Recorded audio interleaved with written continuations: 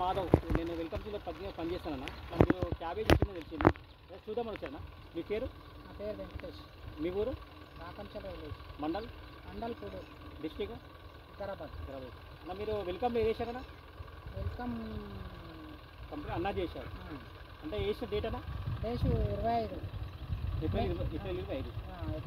అంటే ఇప్పుడు ఒక 60 రోజులు 60-70 రోజులు. ఆ, అంటే ఇప్పుడు పంట వచ్చింది అందుకే మార్కెట్ తీయలే కదా? తీయలే ఇంకా.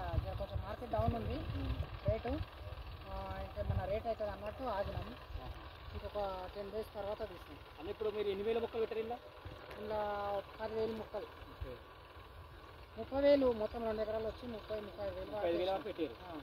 ఎట్లా ఉందన్నా గడ్డ? ఇది మంచిగా ఉంది, సైజు మీద ఉంది, మరి పెద్దగా లేకుండా బాగుంది.